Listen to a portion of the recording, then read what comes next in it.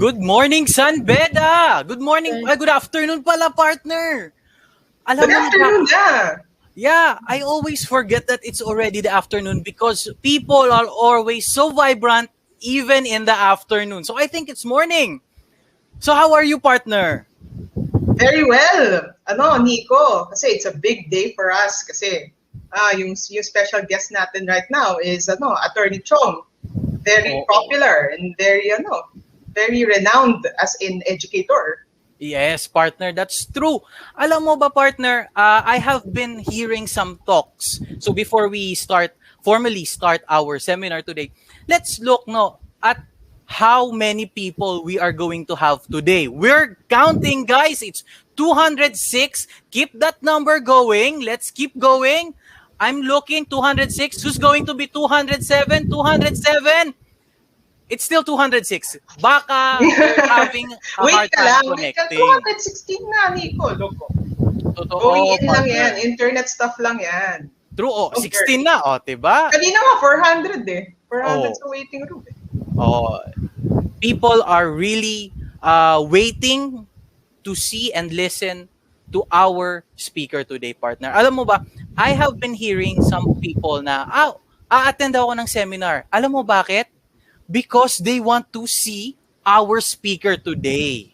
As in talaga, alam mo, it's not only the theme, it's not only the situation or the seminar itself, pero the speaker talaga, they want to see Attorney Chong. Of course, Attorney Chong yan eh. True, partner. So, while we're waiting, let's read some shoutouts.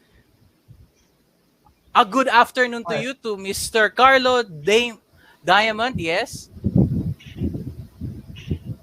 To Mr. Joseph Librojo, good afternoon to you too.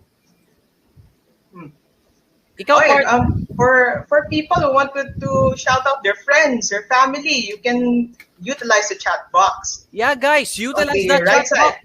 Yeah, you type, guys, just keep on typing, keep on listening, and we'll just read your shoutouts. O sige, uunahan ko na. Nico, I want to shout out my good friends, Jerry Calimin, Diane Briones, Joanne Ting. They're here na and supporting us. Good afternoon. Nico, wala ka bang i-shout out? Actually, eto, partner, nakikita ko, isang Special good afternoon someone? to you too. Nako, partner, yan ang wala tayo. Pero meron tayong mga special friends. And they're really using the chat box. Partner, look, to Mr. Echo Resurrection, good afternoon to you, bro. Kay Mr. Jose Casas, good afternoon. Pero isang magandang good afternoon sa ating mga admin people at the SOL. To our Dean, to our Papa, Dean Ulan, good afternoon po. Kay Attorney June, kay Miss M, good afternoon to you po. At kay Kuya Leo, yan ang mga powerhouse natin ngayon na nasa SOL admin office. To Mr. Carlo Mendoza, good afternoon to you. You're looking good too, brother. Hindi lang tayo. Buong SOL, good looking. Lalo na ngayong hapon. Miss Jella. Ang dami. Wala pa masyado. Dito sa chat box, parang walang nag-active. Dito kayo mag-chat. Everyone. Guys, utilize that chat box. Ang daming nagpa-birthday greetings. You're typing so fast, I can't even read. Isang malaking happy birthday to everyone who's celebrating their birthday today and this month. Especially to the president of the Solid Group, Ms. Shane Abrio, who had her birthday yesterday. Happy birthday sa inyo, press! Happy birthday, Shane. Happy birthday. Hindi ko nakalimutan mo atang i-shoutout yung mommy ng SBC in Solid Group. Siyempre, ang mommy ng SBC. Kay Mami Silves, isang malaking good afternoon. We love you from the bottom of our hearts. Di naman heart yan, Nico. Ganito yung heart eh. Ay, ganito pala. Yes, partner. Sino pa ba? Yan, to Mr. Ismael Guzman, good afternoon. To Miss Eunice Humalon, good afternoon rin sa inyo. And to Mr. Jeff Conanan, good afternoon. Yes, guys, just keep utilizing our chat box and we'll read out your shoutouts. or if you want to give out a message to someone or greet someone a happy birthday, we'll try to read it as fast as we can. Pero alam mo ngayon, partner, today is it's the first, diba? It is the primus, the first event of the SOL Career Week. So today we're officially opening our Career Week with our Myrad of seminars. Yes. Wait, partner, shoutout ko lang si Judy Ann Cababan, a good friend of mine. Hello, good afternoon. Thank you for being here. Good afternoon. To Mr. Jonathan And Libaw. also shout Good out afternoon. sa few of my first friends in law school, Hannah Angeles, and of course our Mr. Sol ba to? Si Mr. Sol, this year's Mr. Sol, Bajo Soto Prehil. Hello. Good afternoon sa inyo, guys. Kay Good Mr. afternoon sa Jonathan inyo. Libaw. Thank you. Alam mo, partner, ito si Mr. Jonathan Libaw. Since last year, he's been attending always, partner, our seminars. So, isang good afternoon sa iyo, Mr. Jonathan Libaw. Just in, we're live at YouTube. We're streaming right now live on YouTube, guys, ha? So, let's just keep on going. Shoutout din pala, Nico, kay Shannon May Olivares. Oy! Bestie, good afternoon sa iyo. Good afternoon, Sha. Welcome. So, guys, we'll pause our shoutouts for a moment, no? Partner, are you ready? Let's start this show. So, good afternoon again to you, San Beda, and to the whole of the Philippine Islands. We are now your hosts, Nico Dedicatoria, and I'm Maggie Aribon. And we're here to present to you SOL Career 2021 with a theme, The Bedon's Road to Resilience, Molding Career-Empowered Individuals. So, partner, are you ready? Of course. Ready. How about you, San Beda? Are you ready? Yes, they're ready. So, guys, before everything else, let's always remember that before we are Bedans, we are Filipinos. And I encourage and ask all of you to place your right hand on your left chest as we all sing our Philippine National Anthem.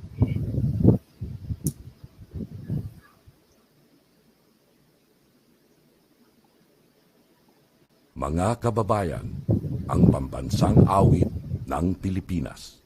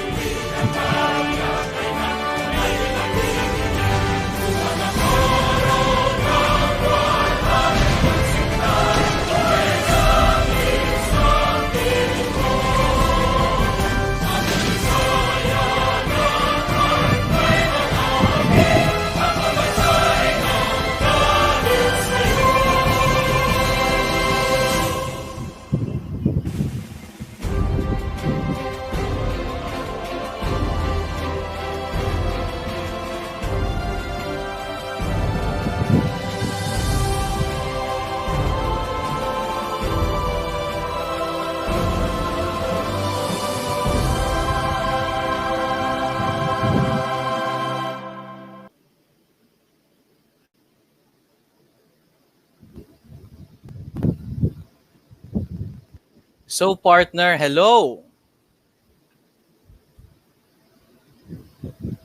It's always so good to hear the Philippine national anthem, partner. Kasi it's like actually it's not like it's the unifying anthem of the whole Filipino people.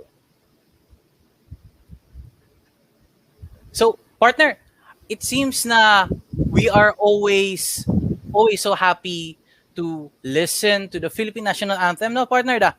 To the point that we as Filipinos, especially in these trying times, guys, I'm asking you, just a short segue, let us protect our Philippine country, our country, the Republic of the Philippines. Let's protect it.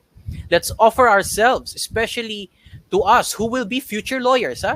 Let's protect our country because ano pa ba tayo kundi mga kapwa Pilipino.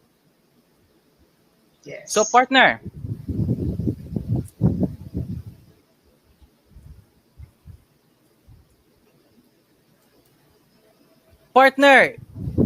it seems that Nico, may question sana ako bago tayo mag-start. Partner. Yes, partner. Nico, proud to be Filipino ka ba? Ay, syempre, proud to be Filipino tayo, partner. As in, kahit anong itsura tayo, partner, marami sa ating singkit, marami sa ating mga panguang ilong, marami sa ating mga malalaki ang mga mata. Pero, it's not the looks. It's in the heart, partner. Yan ang Pilipino. Pusong Pilipino. Pusong Pinoy tayong lahat. As General MacArthur once said, give me 10,000 Filipinos and I will conquer the world. Ganyang katindi at ganyang kabagsik. Ang dami mo namang alam facts, ano? Nico. Ganyan tayo, partner. Hanggang facts lang ang alam natin. So, partner, anong susunod natin? Ang next natin is a prayer to begin the program. So, okay, good afternoon, ladies and gentlemen, fellow students and friends. We will begin an opening prayer led by Mr. Elvin Burby.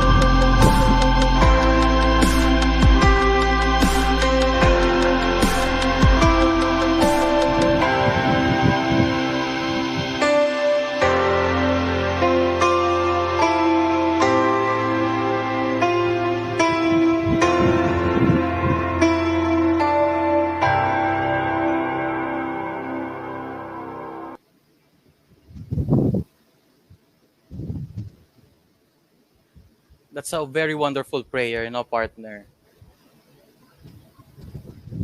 It's always so wonderful to hear or to see a very beautifully made prayer. Yes, Nico. I'm not much of a religious person, pero this opening prayers has been customary on my part. Kasi I grew up in Catholic schools ever since I was a child. So for me, it really builds momentum. True, partner.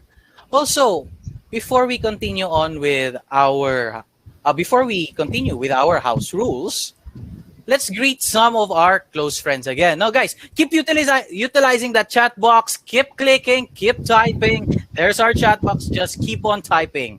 So, one happy good afternoon to Miss Head Gonzalez and to Miss Jemima Cruz. Good afternoon sa inyong dalawa. So, partner, ikaw, may gusto kang batiin? May nagbabasa kang nagpapabati? Oo naman, Nico. Go, partner! Gusto ko batiin sana yung high school friend ko, si Christian Marilyn Solis. Solid yan. Galing yan. Galing sipag pa. Hello. Thank you for supporting us here. Good afternoon. Good afternoon, guys, Solis. So, alam mo ba, partner, kung ilan na tayo? We are 290. We have 290 participants, partner. And that's just at WebinarJam. We still do not have any figures with regards to our viewers on YouTube. So, guys, if you have family members who you think would want to be or to want to listen to this webinar right now, tell them that we're on YouTube. Let's go. Let's go, guys. Support, di ba? So, partner. Nico, igigreet ko din yung graduating friends ko nga pala, si Hannah Angeles tsaka si Shannon May Olivares. Favorite ko tong dalawang to. Pambato yan sa bar exam. Woo! Ooh, barbets! Thank you for being here. Yan. Thank you, guys. Thank you for being here and always supporting Solid. Yan ang ating mga solid individuals. So, partner, ano nga ba ang ating mga house rules before we proceed with our program? Yes, Nico. For our audience convenience, I shall read the house rules for you to better optimize your experience with the program. So first of all, guys, sit in a quiet location where you will not be disturbed. Second, use appropriate equipment. Use laptop as your device and Google Chrome as your browser. Once the broadcast pauses, please click reconnect or click the refresh icon of your browser to continue streaming the broadcast. If you have questions, type your questions in the chat box of the WebinarJam and mark it as a question. For the claiming of certificates, no registration means no certificate, and you must accumulate at least a minimum of 2 hours. So guys, at least you have to stay with us and also answer the evaluation from within 7 days. Yes, partner. Tama. Guys, just follow the house rules and we'll take care of the rest. We want you to have a good time. We want you to know more during this time. And also, I want to say good afternoon to Mr. Nikolai Crisang. Good afternoon to you, bro. So, all right, then sit back and relax, guys. Sit back, relax, and we'll take you on a good ride. So, partner, syempre, we have read the house rules. So, what do we do at home, partner? Kapag meron tayong bisita, we welcome our guests. Correct, partner? Yes, of course. So, welcoming our guests here today, no other than the mommy of the whole San Pedro School of Law, Mommy Sylvia Atienza. Thank you, Nico and Margaret. Okay. So to our dear administrators, faculty members, colleagues, dear speaker, distinguished guests, dear Bedan students, ladies and gentlemen, good afternoon. It is with great joy that we gather here today, though virtually but still together, to listen and learn from the words of our esteemed speaker. In these troubled times, we forget that though we face an invisible foe, we are still able to fight for justice, equity, and peace. Many of us have lacked such vigor, living a life so monotonous. It has made many of our goals and dreams fleeting, extinguishing the flames that once kindled in our hearts. It is difficult, but it should never stop us. In a war, we win battles, but we also lose some. These make us stronger, giving us new understanding. This make us grow. Indeed, when a lion stays in its den, it weakens, but it never loses its identity. It knows that it is a lion. It knows its power and its abilities. Though sometimes doubting and limping, it knows who it is and continue to fight and braves on the world before it. Similarly, you are who you are. Doubting, yes, but never losing. Weakened, but never fighting. You are lions called to conquer the future and the world. My dear students, our speaker today will kindle that fire. He will once again ignite those embers of passion. He will speak not simply to voice out, but to enlighten those who have lost their way. Indeed, we face a foe who has taken many lives, who was to come our communities and may have ever entered our own households. It is painful, it is troubling, and we stand in solidarity with those who have lost some of many of their families. We stand together to fight this war, to plan and triumph our battles, and overcome this pandemic which has caused us so much damage. Today, my dear Bedans, as future lawyers who will jump over this hurdle, I ask for you to all to be strong, to stay firm to your dreams and reach the goal that you have promised to yourselves. You can do it. So as our speaker takes the stage, I wish to tell you that you are good and doing good. You are strong. You are remarkable. You are Bedans called to enlighten this world. Once again, good afternoon and welcome to today's webinar entitled, I Am the Pathway of Bedan Lawyer. Thank you so much, Mommy Sylvia. That's very, it's very touching, partner, talaga. Na right now we're experiencing this pandemic. Many of us actually are questioning ourselves, partner. No, if it's worth it to be a lawyer, is it worth it to pursue our dreams, given the situation in our country and in the world? And Mommy. Yes. That's a very very nice opening remark. Talagang we can do it. Yun yung that's the resounding theme talaga dun sa opening remarks ni Mami. We can do it, diba? We can fight and we will continue roaring until we can no longer roar anymore. Galing talaga, partner. So, partner, sino nga ba ang Yes, Nico. ating speaker? Pero alam mo, to give us a better idea, partner, who our speaker is, let us call on Miss Giancarla Guido to introduce to us our guest speaker. I'm Giancarla Guido, and today I have the privilege of introducing our speaker and one of our dear professors, Attorney Juan Rufo D. Chong. Attorney Chong is a proud high school alumnus of San Beda College, Alabang. So, partner, I think we're experiencing some technical difficulties. But alam mo, partner, just a little segue. You know, from De La Salle University, Manila. After earning his bachelor's degree, he pursued his Juris Doctor degree from Ateneo de Manila Law School. He passed the bar exams thereafter. Attorney Chong took a breather from working as an associate and studied abroad to earn his dual Master of Laws from New York University and the National University of Singapore on a scholarship. His academic specialties are global business law. So while we're waiting for our the one who will be introducing us to our guest speaker, guys, no. Alam mo, partner, I just want to say na Attorney Chong heeded the call of the gustong-gusto ko talagang marinig tong si Attorney Chong. Have you ever experienced being his student, partner? Fortunately, Nico, he was my professor in negotiable instruments law. And I was really fascinated on how he taught us. He was really passionate, and he taught us not only about negotiable instruments law, but also about how the demeanor of lawyers, how to be better lawyers, not just within the books, but also as a lawyer, its character, So I'm really applauding Attorney Defended his Chong. And dissertation he's one of in my order to favorite earn professors in a Bed Doctor of Alaba. Juridical True, Science partner. degree. Alam mo, After his defense, I've the always dean of been the hearing Graduate when you School of walk Law announced that in Attorney Chong would be the graduating corridors of or magna in our cum hallways, laude. 'di ba, sa school.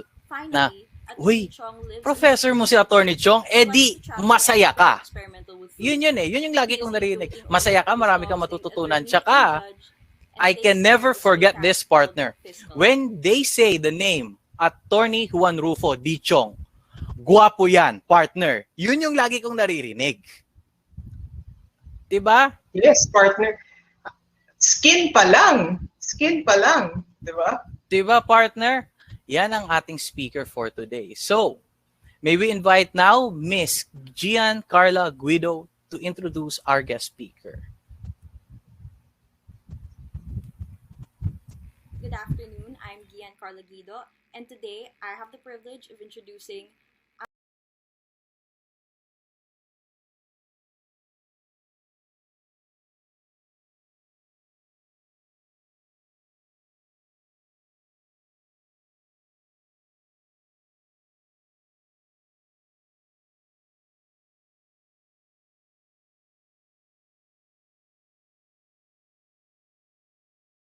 Good afternoon, I'm Gian Carla Guido, and today I have the privilege of introducing our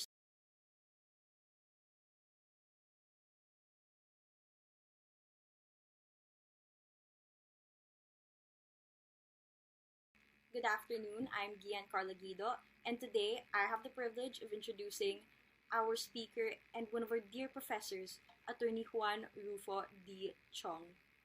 Attorney Chong is a proud high school alumnus of San Beda College, Alabang, back when it was known as St. Benedict College.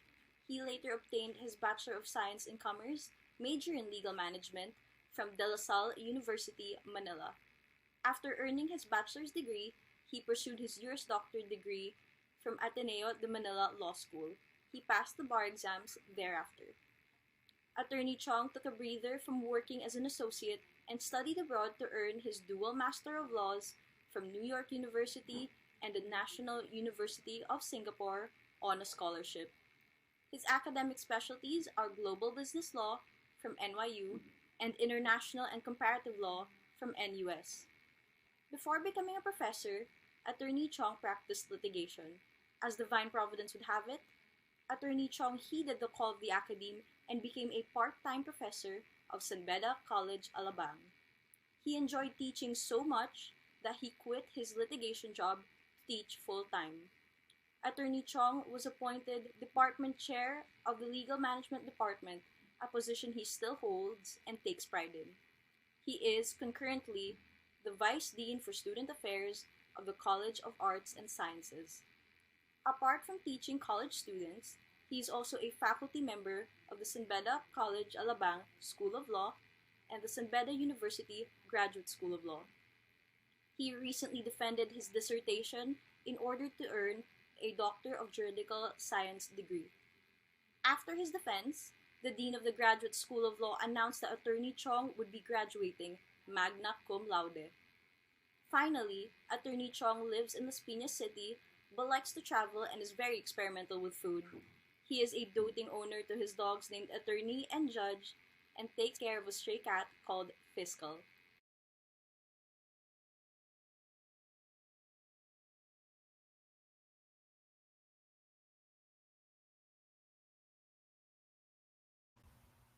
So let's have a round of applause to our one and only Attorney Chong. Hello, good afternoon, everybody. I'd like to acknowledge any administrator who's here. Thank you for dropping by. Also like to acknowledge any member of the faculty of the School of Law or even other members or even faculty members of other colleges. Thank you for dropping by. I'd also like to give a special shout out to my law school classmate, Attorney Jing Bartolome Kulala, for dropping by. I asked her to come here because I'll be showing one picture of hers. So I now see in front of me 316 attendees. Don't worry, I won't be spending 2 hours pontificating and telling you what to do because that's not my style.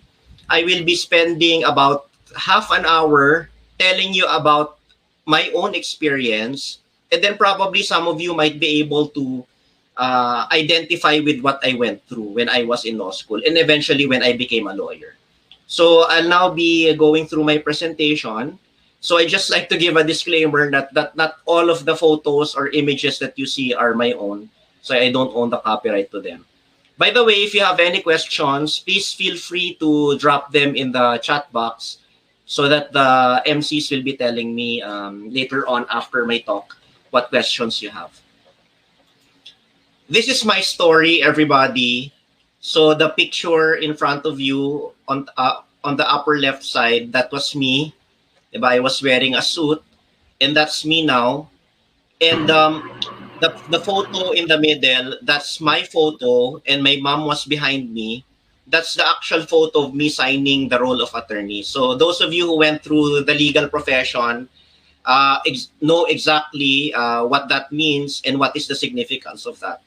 So I'll move on to the next slide. So I just like what the introduction told you, I actually graduated from San Beda College, Alabang, when it was still St. Benedict College. So that was me when I was a high school student. And then you see the building behind me, that's the Christ the King building. You're probably very much familiar with that building. So I was a fourth-year student, then a high school student. And the advisor there, Mrs. San Jose, I think she still teaches in San Beda College, Alabang. So I grew up in this school, despite the fact that I also graduated from De La Salle, despite the fact that I also graduated from the Ateneo, despite the fact that I also graduated from NYU, NUS, and even San Beda University in Manila. I will be graduating in a couple of months. I still identify myself at my very core as a Bedan. Okay, and then people ask me, when you cheer in the NCAA or when you cheer in the UAAP, which team do you cheer for? I usually tell them, I joke with them, and then I tell them, I cheer for the team who wins. So I actually come from different schools, but at my very core, I feel that I am a Bedan.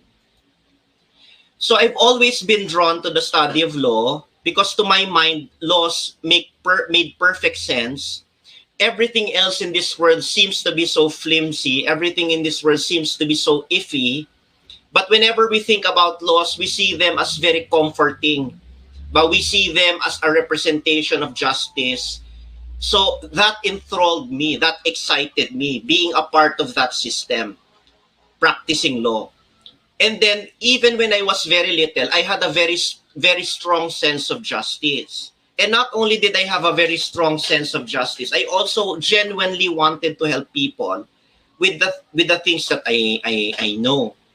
So if some people here belong to my generation, like Jing, Jing, di ba? You remember that these are the lawyer shows that were very popular when we were growing up.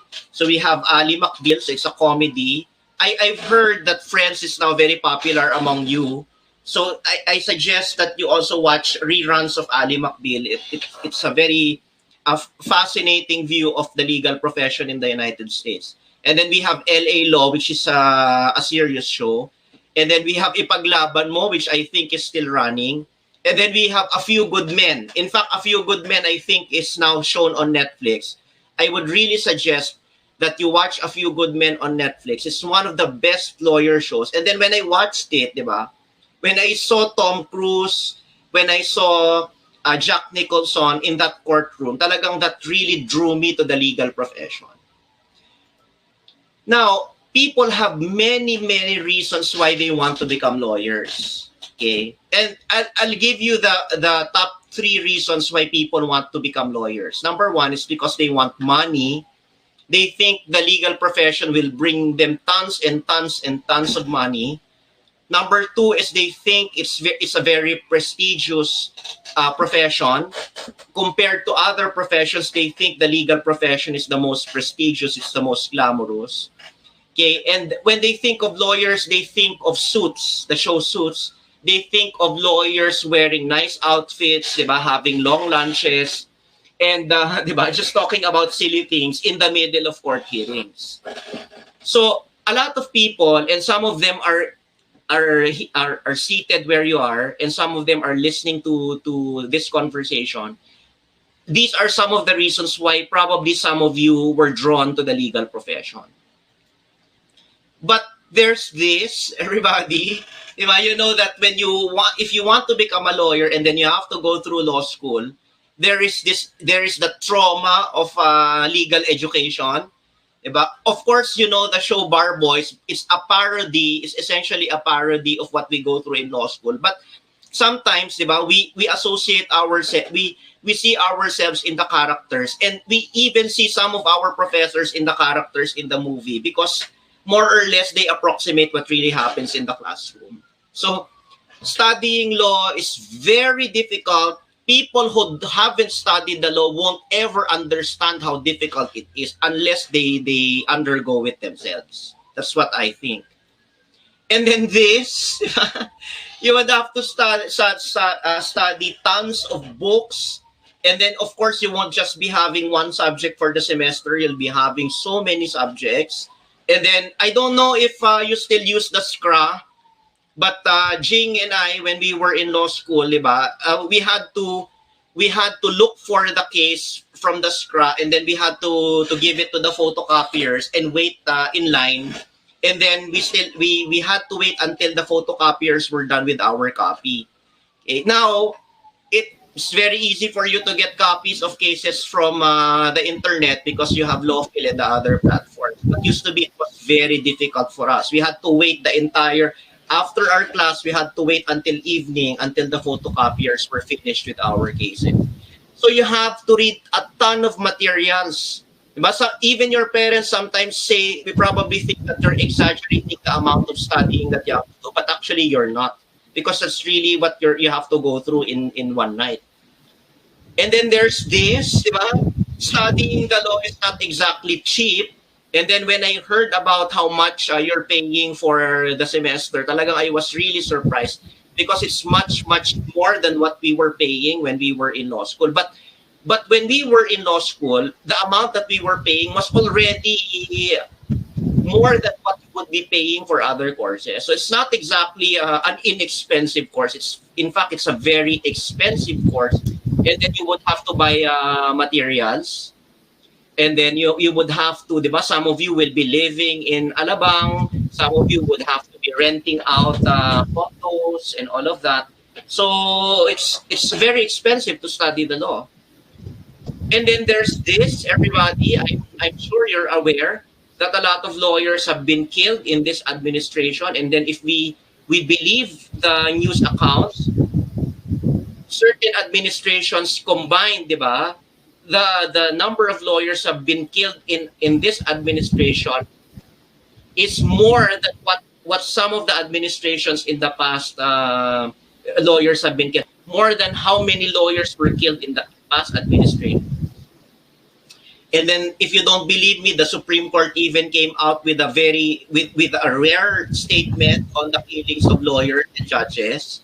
So not only are you entering in a profession that's very difficult to go into, not only are you entering into a profession that's too expensive to go into, but it's also a profession that's very dangerous.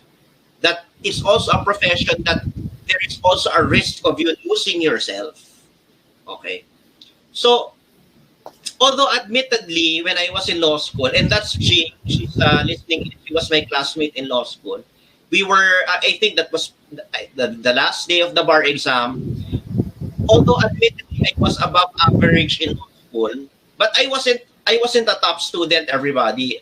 Despite the fact that I give off this impression that I'm a very smart person, which I am, but I cannot pretend, or I cannot tell you that I was really among the top, very, very top tier of law students. So although I was above average, it was still a struggle for me to go through law school.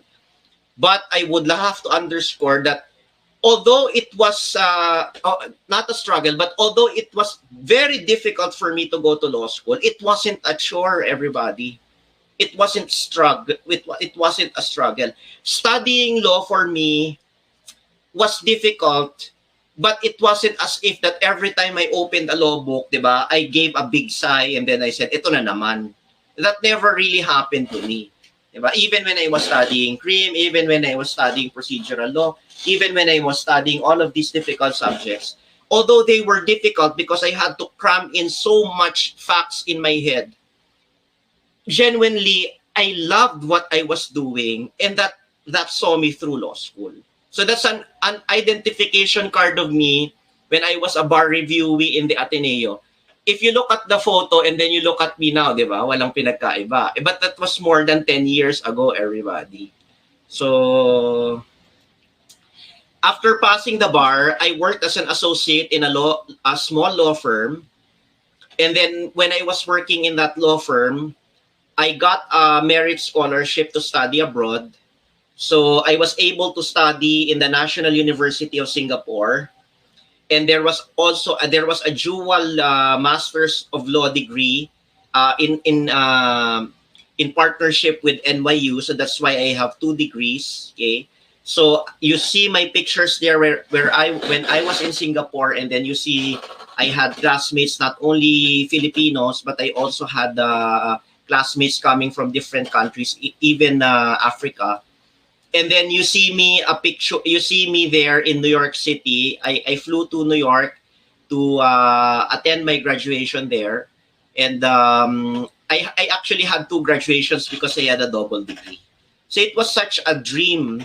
It was such a privilege for me, not just to graduate from law school, but it was also a privilege and a dream for me to be taking up foreign degrees in these wonderful schools. And then there's a snag. God seemingly closed all doors for me to work abroad. I tried to find work in Singapore. God closed all of the doors there. I tried to look for work in the United States. I gave out so many resumes and so many cover letters to accompany those resumes, but God seemingly closed all of the doors for me to work abroad. At that time, it really hurt. But at that time, I couldn't really understand why God was closing all of the doors, but He was leading me back to go to the Philippines. I begrudgingly left the United States and went back to the Philippines, and at that time, I really felt wounded. And what do wounded people do? They do crazy things. So one of the first things I did when I came back was to climb Mount Pulag. This was to celebrate a milestone birthday. So, I don't know if my students, I already told my students this, but sometimes kasi, although I am very measured, or I plan things to death, diba? Sometimes I do things impulsively. And this thing that I did not have any mountaineering training, although the course is not very difficult. But I felt that it was good for me to go up Mount Pulag to celebrate this milestone birthday. That was, I think, within the week that I went back from the United States. So that was me in Mount Pulag. So we had to wake up very early to watch the sunrise. And there's actually a balloon there, a red balloon. The red balloon, you know that I'm very dramatic, diba? I'm very theatrical. The red balloon actually represents something. The red balloon represents the hopes and dreams that are not meant for me. And releasing the red balloon is symbolic of that I'm releasing the things that are not meant for me. So when I went back from the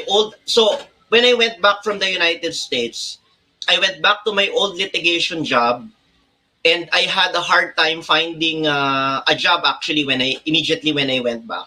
And a firm even told me that I was overqualified. So point blank, one of the partners of the firm told me that I was overqualified because I had so many of these fancy degrees, and they were probably afraid that they couldn't afford my services.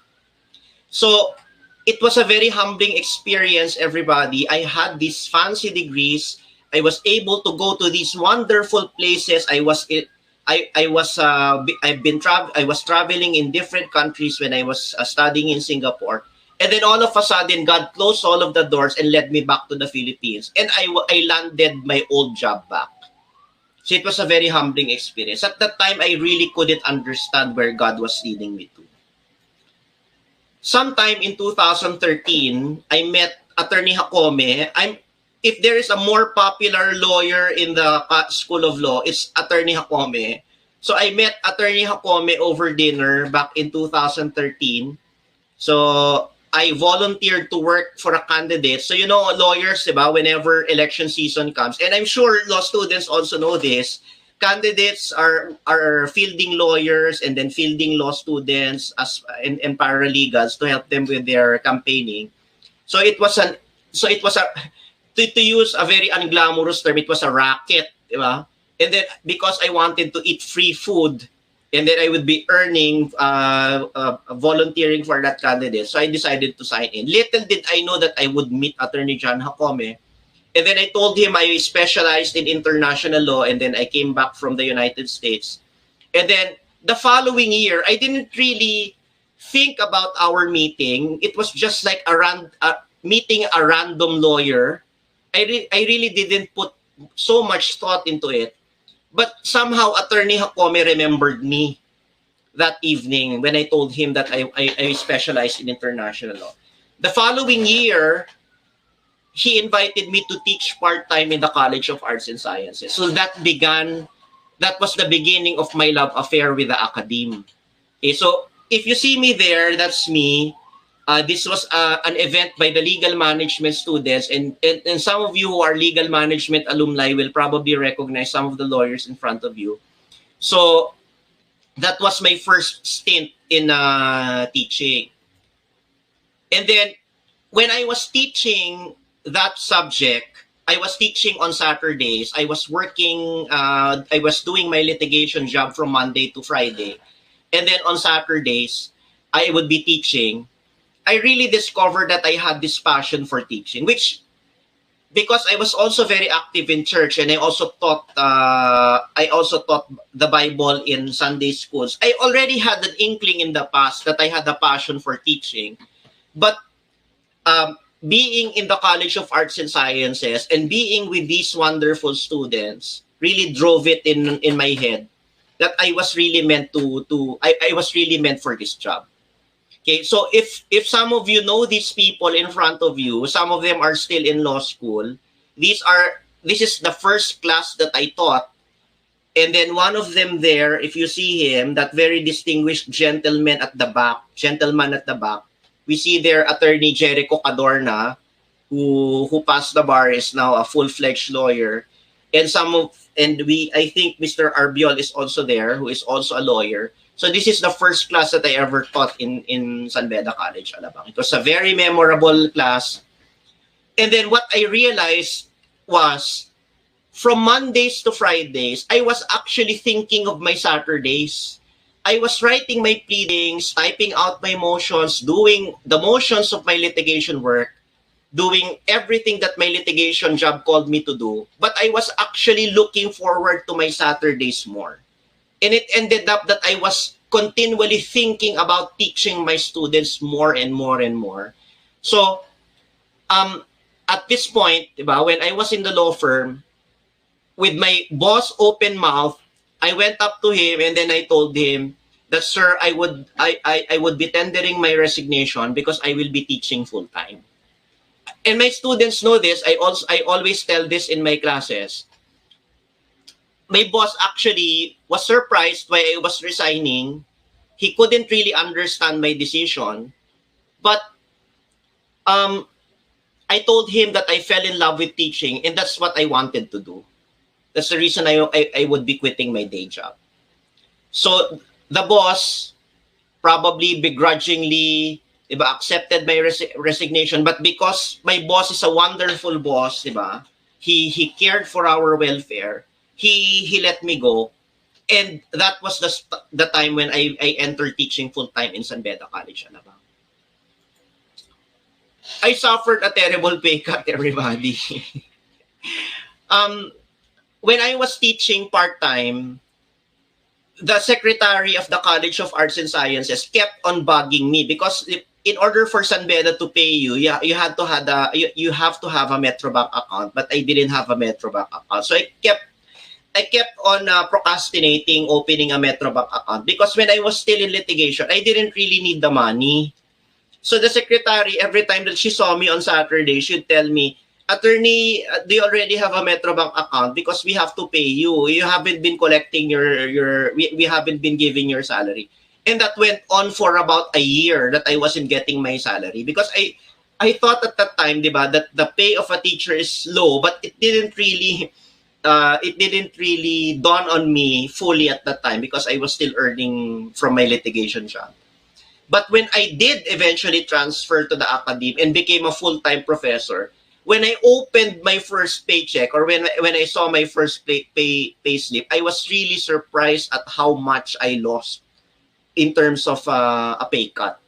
Okay, and then I tell my students it's only until recently that I am able to recover what I lost when I left my litigation job.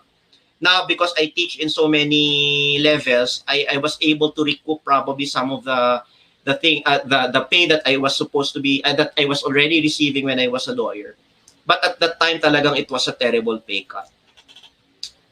But I think, dear students, I actually traded up, diba? So all of you, my former students and my current students know that I drive a very cheap car. I drive an Avanza, diba? And it's the cheapest model of Avanza there is, diba? It's the car that I can afford. It's the car that I paid for. I paid for in tranches. And I think I really traded up, everybody. If I had continued with that career of being a litigation lawyer and doing the things that you traditionally associate with a lawyer, I would have easily been able to buy probably in a decade or so that wonderful BMW. But to be very honest, everybody, I think I traded up. In this picture you see of me, I'm with the legal management students. They're in some smoky joint somewhere in BF, diba? One of the students treated us to barbecue, isaw, and all of that. Diba? I think it's a step up from Sofitel or Spirals, or the 3,000 peso buffet. Because of my experiences, both bitter and sweet, I can do what I am doing now. All of the things that I experienced, all of the degrees that I have, all of the hurts that I have equipped me, enabled me to do the things that I can do now. So this is a photo of me a few weeks ago. I defended my doctoral dissertation. It's a very quirky doctoral dissertation, and I don't suppose that a lot of you or any of you will be reading it. There will be probably about 5 people on this planet who will be reading my doctoral dissertation. But I really wrote it with so much relish. But writing, researching is something that I enjoy. And that's me teaching in Naga. I was teaching judges, and I was also teaching lawyers because I'm also connected with the Graduate School of Law in San Beda University. And that's me in the photo below. That's me teaching in Iligan. So I also taught some judges and also taught some lawyers there because I am one of the members of the faculty of the Graduate School of Law. And now, of course, I'm talking in front of you. I'm now in this talk, diba, sharing to you the goodness of God in my life. And by God's grace, I can really tell you that I found my niche. I can really tell you without batting an eyelash that this is where I am supposed to be, that God created me to be exactly where I am now. Okay? And I think it's really a step up from what I was doing in the past. So that's me. In the lower left, I gave a talk in one of those school in a school in a college in Quezon City. That's me, di ba? Biting a medal. My legal management students won a lot of the sports contests. That's me talking in an auditorium in San Beda. This was a legal management activity. That's me wearing that onesie with my prefects, Miss Roma Cedo. She is the prefect of student activities in the College of Arts and Sciences. And that's the prefect of student discipline information. That's Engineer Umel. And I enjoy being a part of that team, the Office of Student Affairs. and in one of the photos there, that's also me, with the bar ops people. I think that was 2 years ago or last year, where they also invited me to talk just like this. And it's a perfect fit, everybody. You know, I think whenever some of my friends hear about what I'm doing now, and then when they look at what I've experienced, and then they look at the degrees that I have, they look at my abilities, the accolades that I receive, some of them probably think that I'm actually wasting my life being a full-time professor. But I beg to disagree, everybody. I cannot imagine myself anywhere else than where I am now. And I am immensely happy. So one of my treasures that I have are my legal management students. Sometimes they reset me for being strict. They reset me for being a particular way. But at the end of the day, I am helping informing them into the best persons that they can be. And hopefully they can also become a lawyer like me. But it's important for them to become a lawyer with a heart, a lawyer who is above, first and foremost, a lawyer who is in touch with his humanity, not just a lawyer who uses the law to get the ends, to get what the client wants, but a lawyer who is really in touch with his humanity, and a lawyer who sees that justice has to be done. And now, because I have to justify my presence here, and Miss Sylvia gave a very stirring introduction before I came, just like to give you some of the career options that are available to you once you graduate, and once you pass the bar, take the oath of attorneys, and then you sign the roll of attorneys. When you become lawyers, you have the option of entering government service. So the judiciary is an option for you if you want to be there. Okay, you can start off as a branch clerk of court, okay, in the judiciary. Then you can work your way up, and then later on, once you're qualified, you can already file your application with the Judicial and Bar Council if you want to be a judge, and later on, if you want to be a justice of one of the higher courts. You can also go to the executive branch and work for any of the offices there. You can also be part of the Department of Justice if you want to be a prosecutor. Once you already earn your laurels in the profession, you're already very good in your litigation job, you can already become a prosecutor. And if you have a heart for public service, okay, you can also be a public attorney. So you'll be representing mostly indigent clients. But don't be thinking that you will be living a very ascetic life, because the public attorney's office, I've heard, is already compensating the lawyers. There's also a good compensation scheme in the public attorney's office now. You can also be part of the office of the Solicitor General. You can go into foreign service. That's not a thing among some lawyers, but some of you might want to enter into foreign service. You might also go into the Department of Labor and Employment. Later on, you can be a labor arbiter. You can go up the ranks. You can even go to government-owned and controlled corporations like the MWSS, or go to any other administrative agency like the Commission on the Insurance Commission or the Intellectual Property Office, because you know that the Intellectual Property Office also enjoys also possesses quasi-judicial power. So there are a lot of openings and positions for lawyers. So one good thing in being a lawyer is, if you think about it, you'll actually have perpetual job security, in the sense that there are so many opportunities open to you. Okay.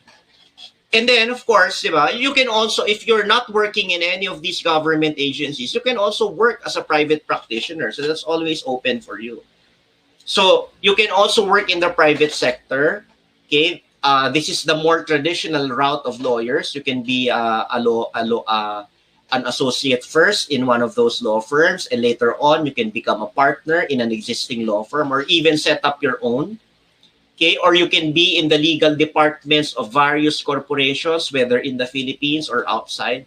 So there is a whole world of opportunities open to you. once you've already done your thing and you're already part of the legal profession. And then, like me, di ba, if you're not really, if you just want enough resources in order for you to get by, and sometimes, di ba, you would want to eat out, di ba? You don't envision yourself to have a very luxurious life, but you want to be really in touch with people. You really want to serve them. You really want to transfer knowledge. Di ba? You really want to study. Di ba? The academy is a good alternative for you as well. So, but I would suggest that if you want to enter the academe, I would suggest that you follow my route. You do the litigation stuff first, so that you won't be entering the academe without any practical experience, so that your practical experience actually enriches you and helps you teach better. Okay, so, and then it also doesn't necessarily follow that if you're a member of the academy, you'll be doing it full time. Okay, a lot of your professors in the School of Law are doing it on a part-time basis. So they still have their day job, and then they teach you on the side. But for people like me, I am already full-time in the academe. Okay, sometimes people still approach me if they want me to do stuff, diba? They want to engage me as counsel. But by and large, diba, I try to turn down things that would distract me from my job of being a teacher, being a mentor, being a researcher. So I think these are the primary things that I have to look into. So these are the different law schools there are. Of course, I'm not saying that those are the only law schools in this country. But of course, I can only fit so much in one slide. Now, do not lay up for yourselves treasures on earth. This is what the Gospel of Matthew says. Where moth and rust destroy, and where thieves break in and steal. But lay up for yourselves treasures in heaven, the word of the Lord says, where neither moth nor rust destroys, and where thieves do not break in and steal. For where your treasure is, there your heart will be also. Because I am a Christian, and I think it's important to me to be able to live out the tenets of Christianity in the way I talk, in the way I present myself, in the way I treat my students. I also find it very important that the way I live out my life, the way I live out, the way I earn my keep, all of these should be consistent with my Christian values.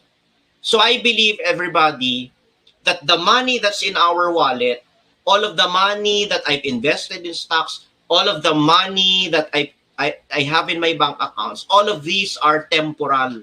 They will pass. And when I pass away to the second to the other life, when I pass, all of these will be for nothing.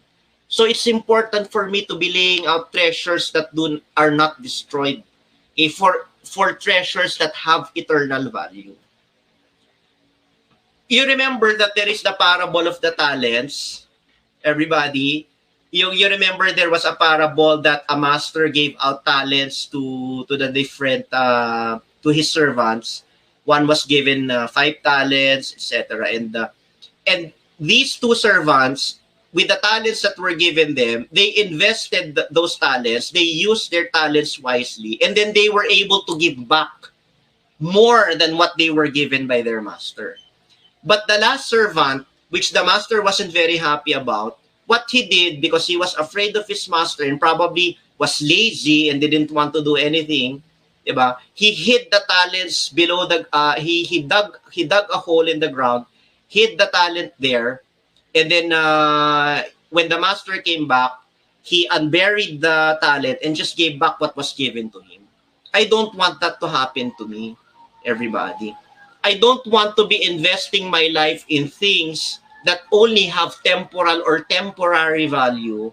And I wouldn't want to put my talents and abilities and all of the resources that he has given me and then to hide them to bury them in the ground and not to be displaying it, not to be using it for other people. So I hope that when my Lord calls me to where he is, when I am standing in the presence of my master, I hope the words that I will hear that will come out of his mouth is, "Well done, my good and faithful servant." Okay. I would not like to give an accounting of my titles. When he calls me for an accounting, I would not like to tell him, "Lord, I have a degree in the Doctor of Jurisprudence and I was awarded the magna cum laude." I wouldn't want to give the Lord my Palangka awards. I wouldn't want to be presenting all of these because these are actually worthless. I wouldn't want to be giving him pictures of the places that I've been to. I wouldn't want to give him, diba, a copy of my bank account. I wouldn't want to give him a statement of the money that I have in the bank, because I think these are actually things that are only temporary. And I think these are the things that God don't really find so much he doesn't really pay so much importance in all of these things. These are these are temporary things that will pass away.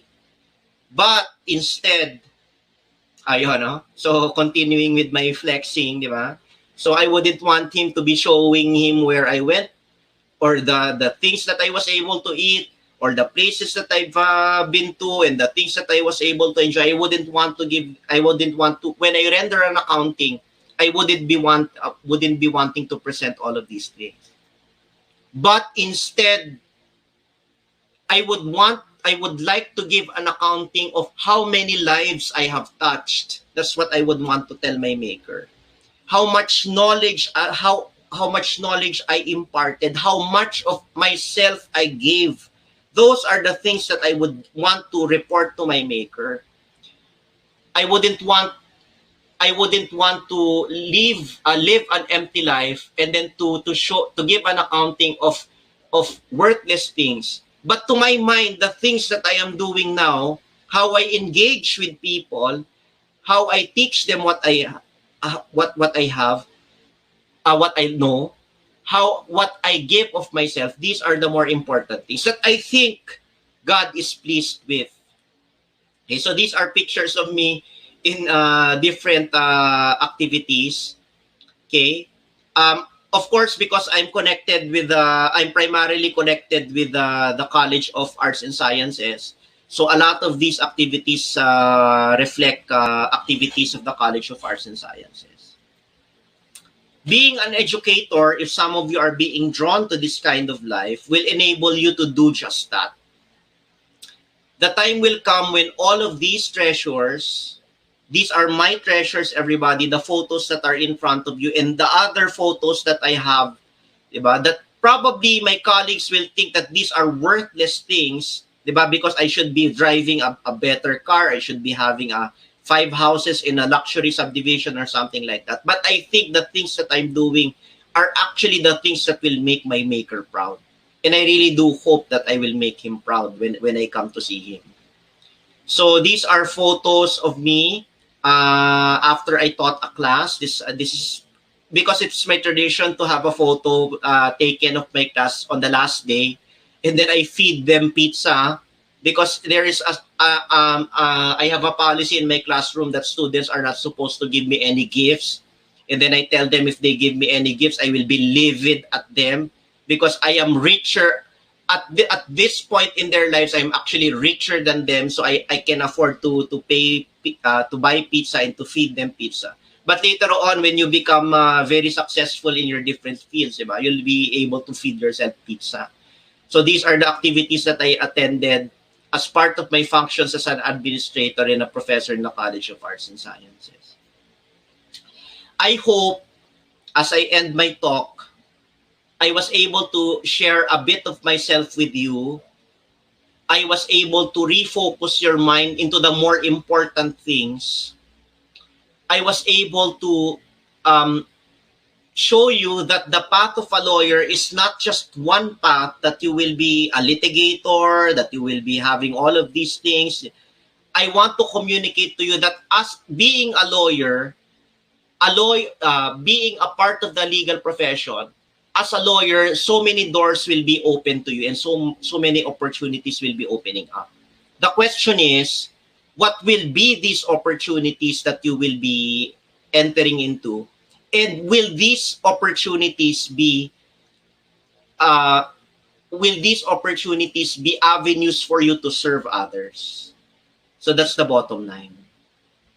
So that's the end of my talk. And then I think I'll be able to share more of what I know with the questions that you have. So I'll turn you over to the MCs now, and then we'll be scrolling through your questions. So if you have any questions for me, we'll devote much of our time to that. Thank you, Attorney Chong. Thank you so much. All right. Chong.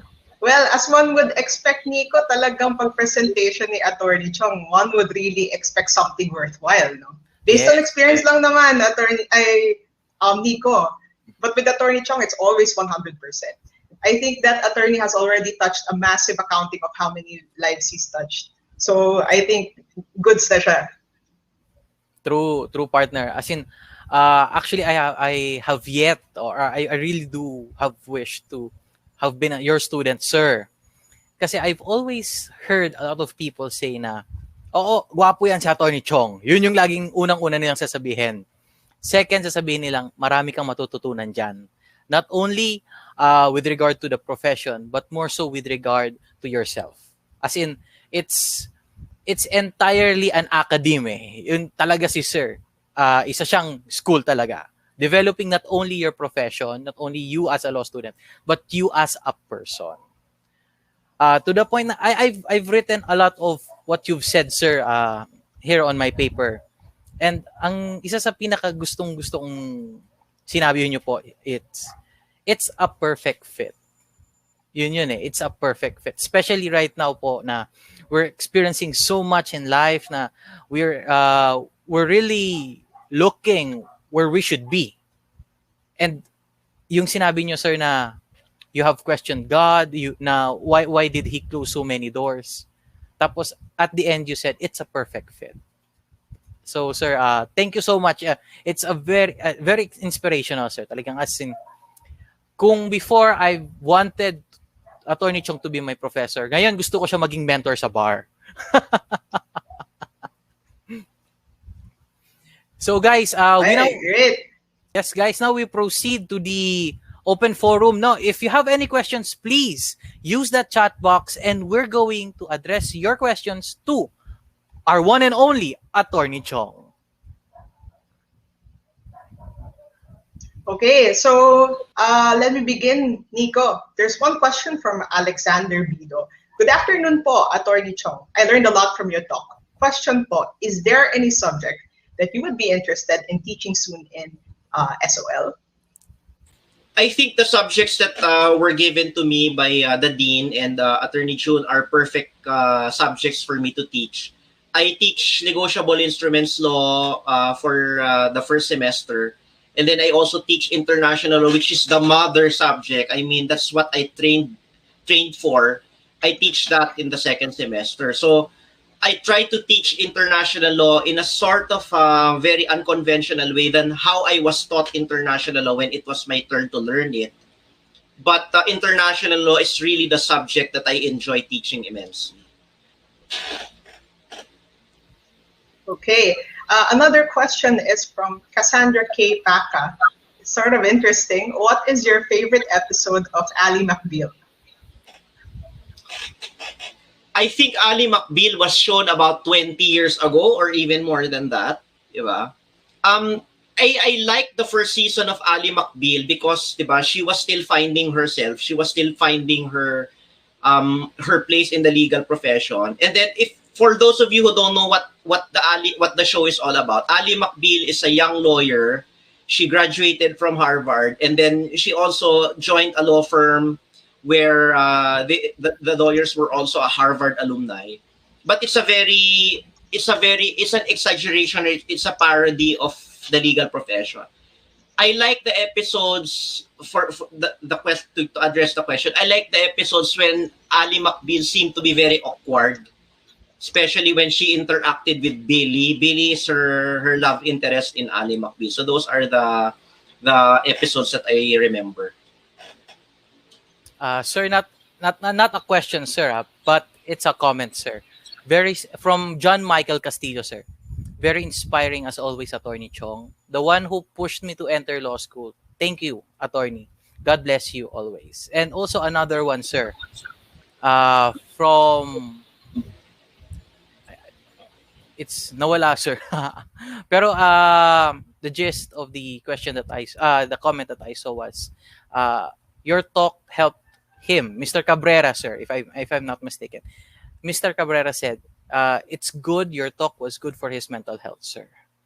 Thank you so much. So, partner, this is really, ito talaga yung sinasabi ni sir na I hope I make him proud. Yung, when he was addressing it to God, I hope I make him proud. And as I'm looking at the chat box, sir, I'm sure, sir, ngumingiti ang Panginoon ngayon looking at the many students that you have touched. Okay. Another question is from Jan Ethan Cordova. What's your favorite part of teaching po? You know, I'll say something that will probably be thought of as controversial, but I think it's true. Teaching and litigating are two different skill sets. Okay, so you might be a good litigator, but you're not exactly the best teacher. Okay, I think I am a good teacher because I can understand a very difficult concept. I can break down the concepts, make you understand the concept, and then you can build up on the concept later on and make it more complicated. So I think that's a gift. I won't be shy about telling you that I have a gift of simplifying concepts and simplifying things. I see complicated concepts in front of me, and then my mind can break them down into bite-sized pieces. And to try students and to allow the students to understand these bite-sized concepts. And from that, the students will be able to build on the fundamentals that they've already learned. I think that's a real teacher. Because if I was just a fantastic lawyer but I was not a good teacher, I would probably be teaching my subjects in a very complicated way. And the only person who would be understanding the things that I would be rattling off is myself. But it's important for me to be able to communicate to the students the fundamentals of the subject. So that's what I love about teaching is when the student already gives you that look of understanding na parang, sir, gets ko na. Yon ang hinahanap-hanap ko, everybody, na expression. That's the reason why I ask my students to turn on their cameras, is because when I see that aha moment in front of me, that gives me so much satisfaction.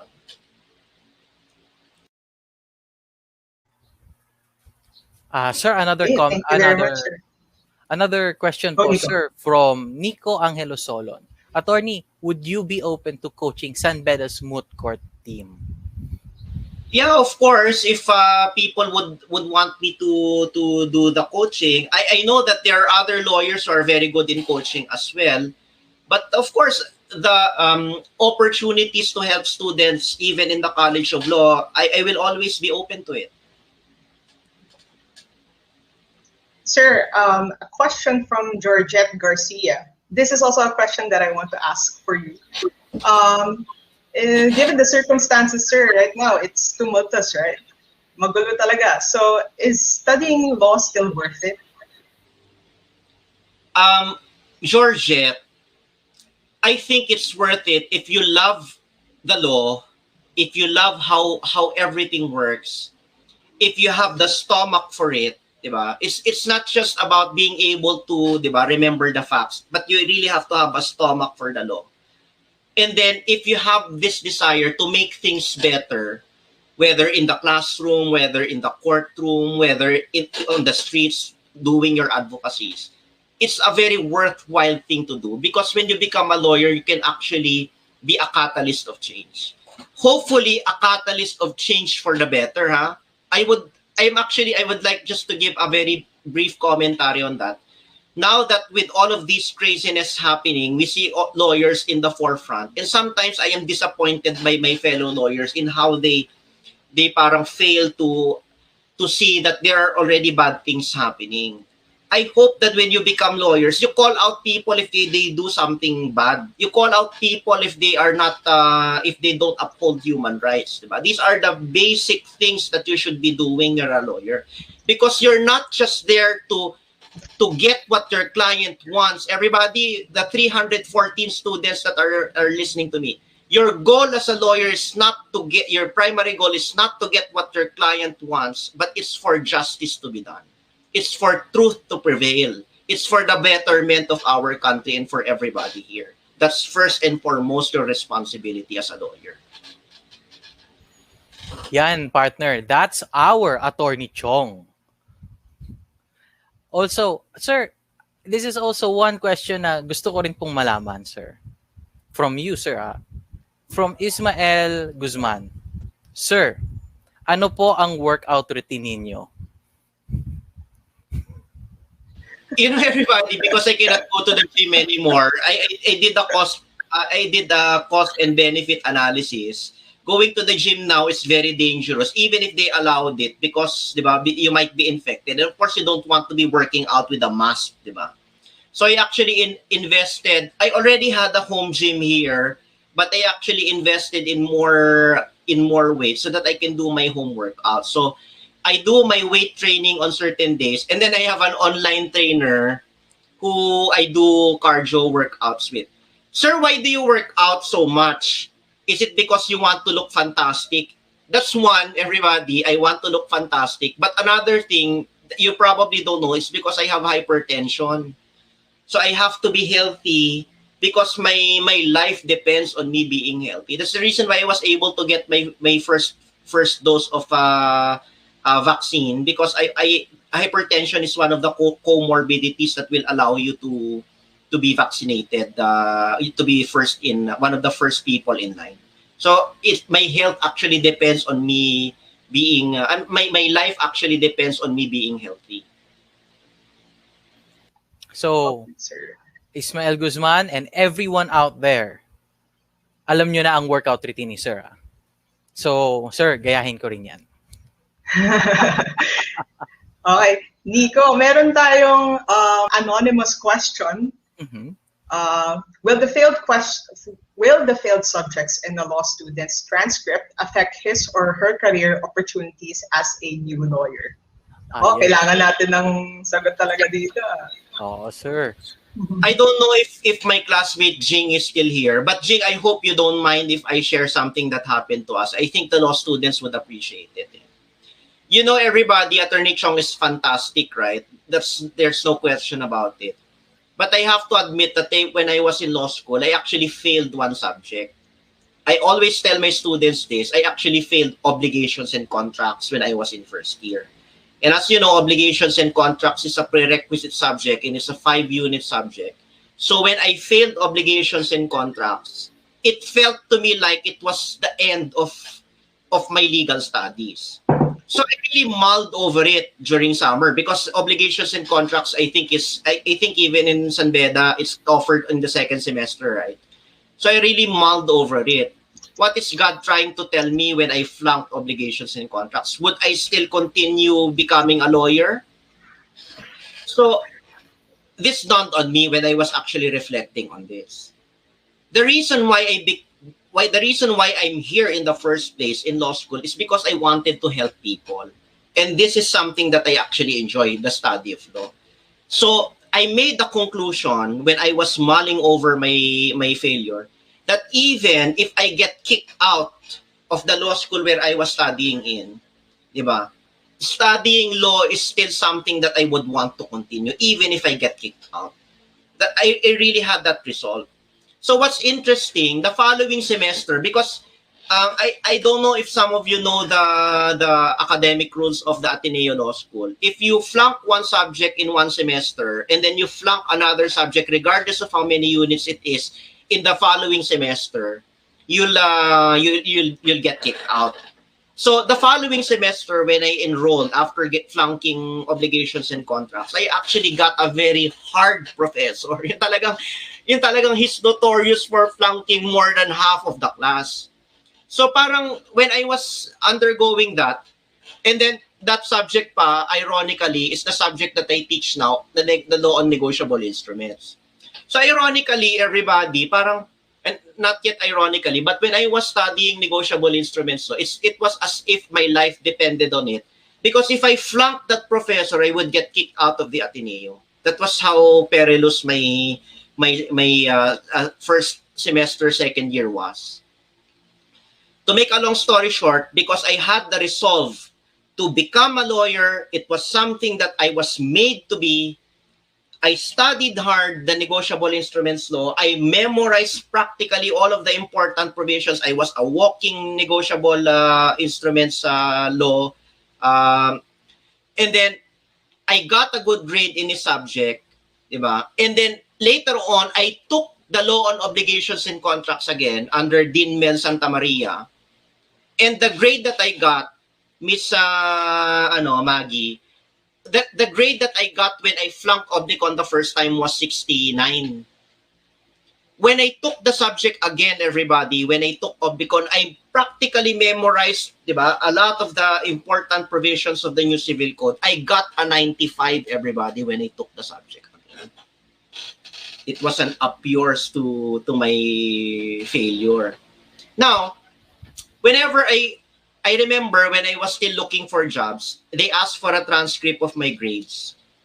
And then they see there that I flunked my obligations and contracts because usually I applied to firms that there were Ateneans there, and then they would be looking at my transcript. So they always tell me, what happened to your law on obligations and contracts? It's a 69, di ba? I tell them, dumating na ako sa point, everybody, that I stopped blaming my professor because some students passed that Oblicon, di ba? So I cannot give 100% of the blame to my professor. And then if I really thought about it, I didn't really actually give 100% when I took the subject the first time. So I own up to my mistake. I tell the interviewer, I messed up. But if you turn the transcript to the next page, you'll see there that when I took the subject again, I got a 95.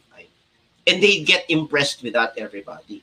Because it shows them that even if napaluhod mo na ako, napabaksak mo na ako, I will pick myself up and will be victorious in the problems that can be thrown at me. So it's actually a badge of pride, everybody, that I flunked Oblicon. And then when I took the subject again, I got a 95 for that. And then it taught me, and I hope it teaches the students in front of me there, it taught me not to take your subjects for granted, that you should be giving 100% every time. You don't wait for something like that to happen before, diba? You are smacked into sense and that you will be only be giving 100% after you flunk. Don't wait for that kind of a correction. Partner, alam mo, wala talaga akong masabi, partner. Attorney Chong talaga is fabulous. As in, talagang very, very flawless na. Isipin mo yan, partner.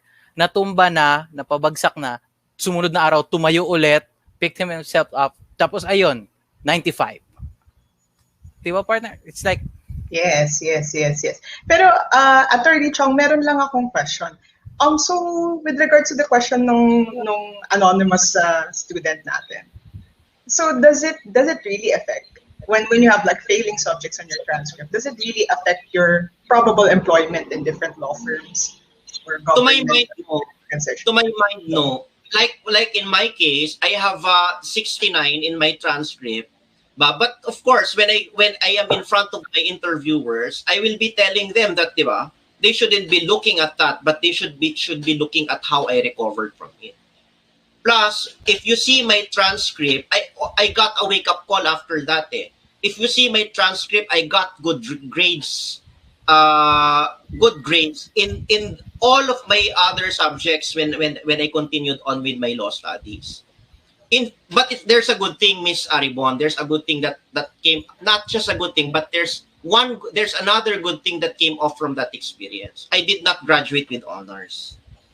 Sir, bakit ganon? You think that graduating with honors is a badge of pride? Yes, Miss Aribon.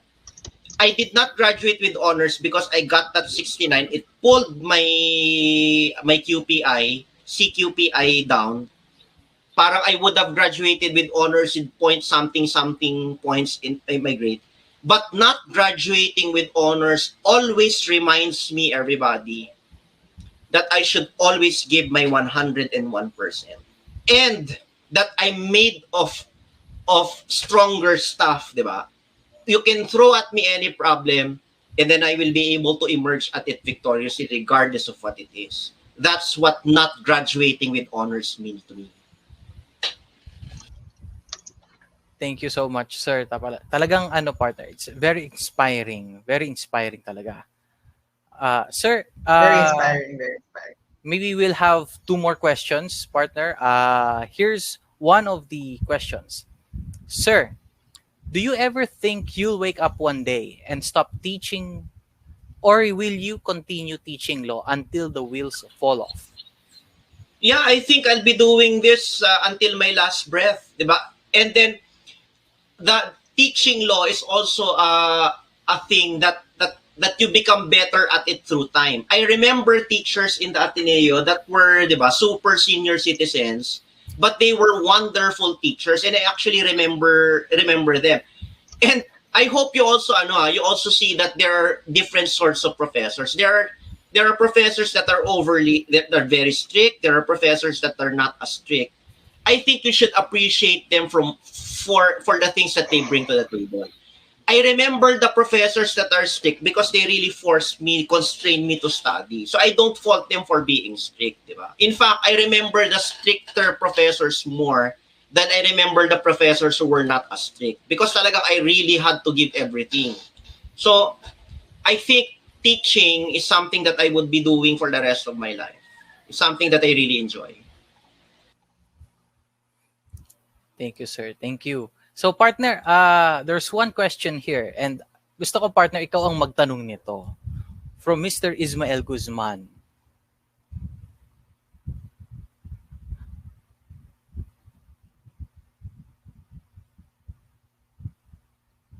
Hello, partner.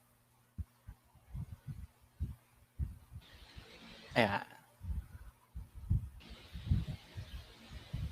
Oh, hello. Hello?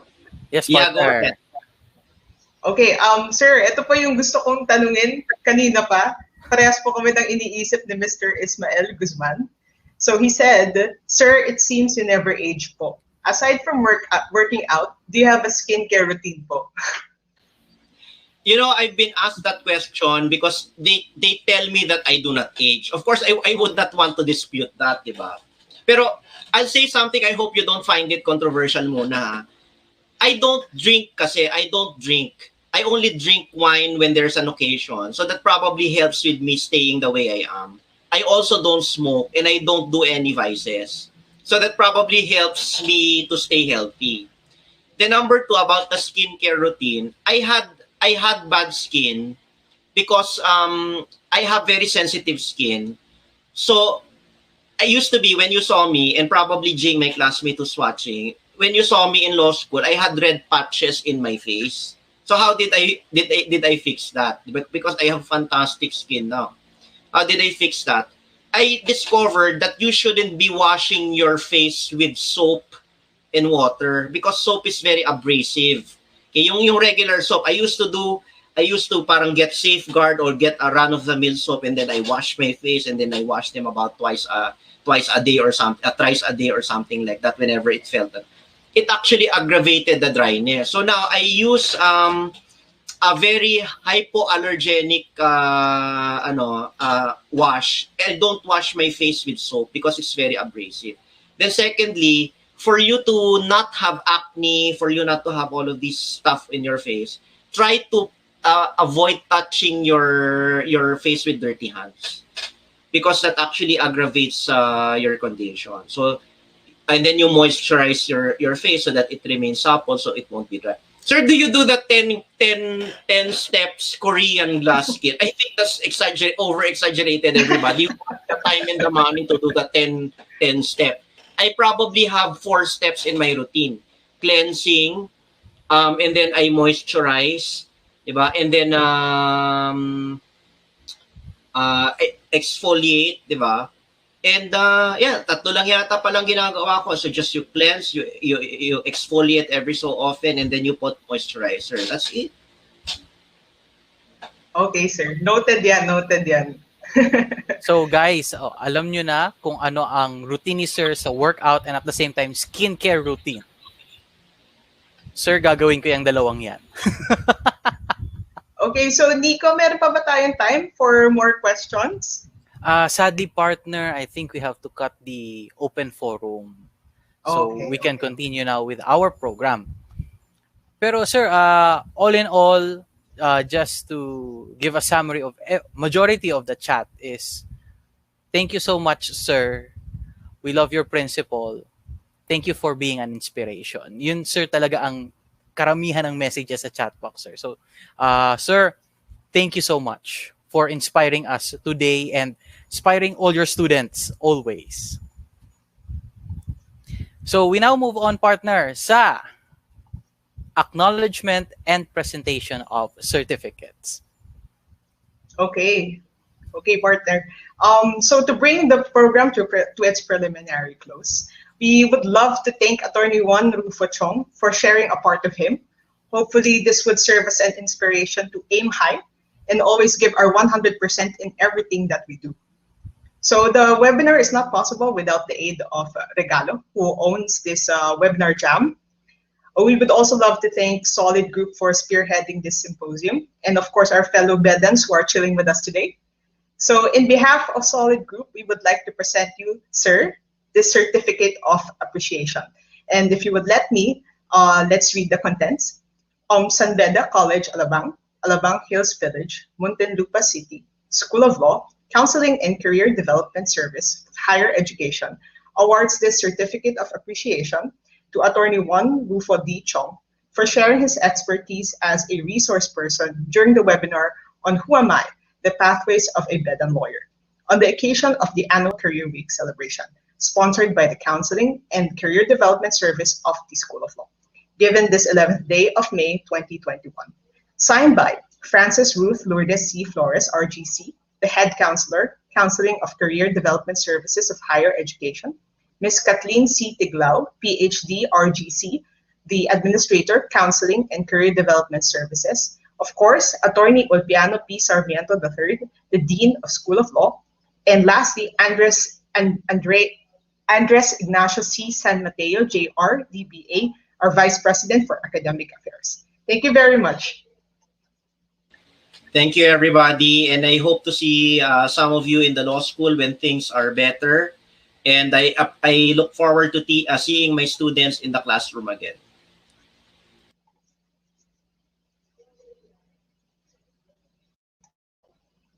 Thank you so much, sir. Okay. Thank We you really very much, appreciate Attorney talaga, Chong. sir. Thank you so much, Attorney Chong. So without further ado, partner, every good thing comes to a close. If we could have more hours and more minutes, we would really want to hear more from Attorney Chong talaga. Kasi his life is really inspirational, especially right now. Law students are really looking for a path to where they should be and where they should go. Pero sadly, everything has a limit. And partner, we also have a limit for this program. So without further ado, we call on Mrs. Frances Ruth Lourdes Flores, RGC, for the closing remarks.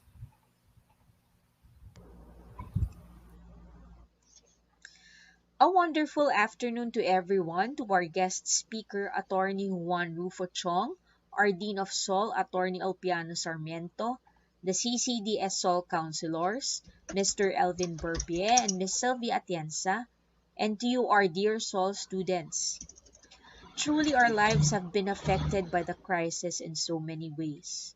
It caused changes in our personal and family lives, academic, mental and psychological states, social aspects, and even in our career choices. The CCDS SOL team, your guidance counselors, are working very hard to reach out to each one of you and respond to your needs even in the most impossible ways. They can truly make things happen, and this event is a testimony of that commitment to deliver relevant, essential, and best activities for you. Confucius once said that it does not matter how slowly you go as long as you do not stop. This is a perfect quotation on how we should commit ourselves to become the lawyers we ought to be. The webinar on Who Am I? The Pathways of a Bedouin Lawyer simply taught us that we have a wide range of choices in the field of law.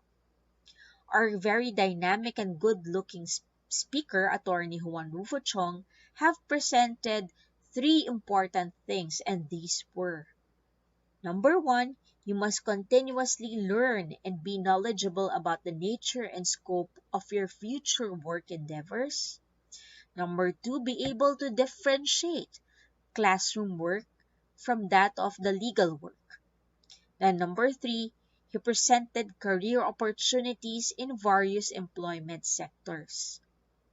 As future Bedouin lawyers, you must always have the ability and the willingness to stay agile.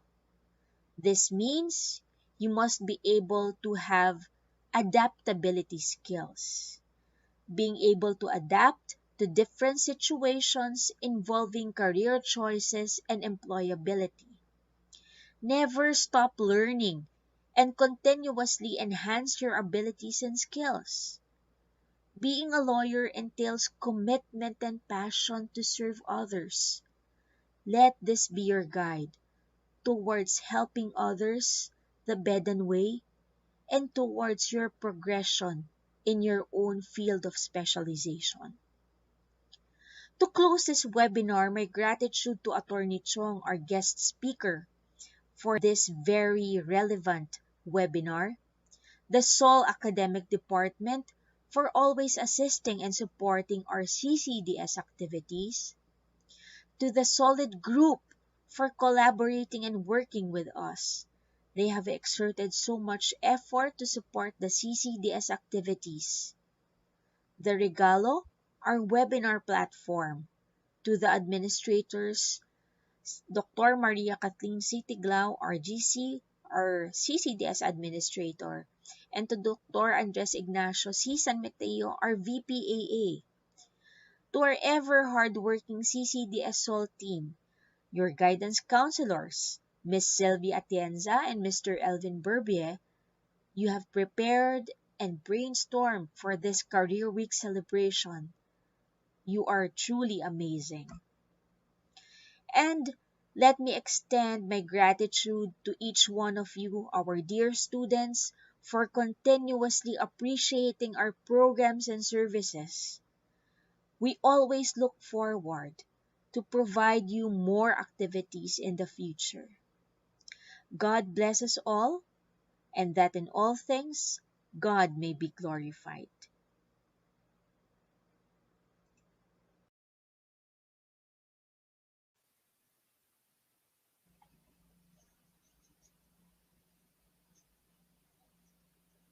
Nico, you're off cam.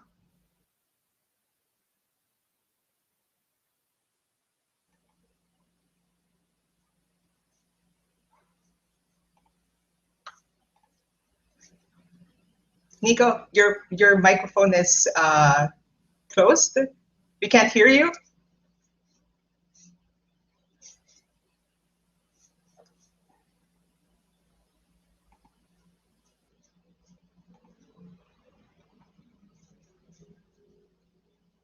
Okay, I think Mr. Dedicatoria is experiencing technical difficulties. Yes, partner. All right, there you are. There you are. Yan. There you are.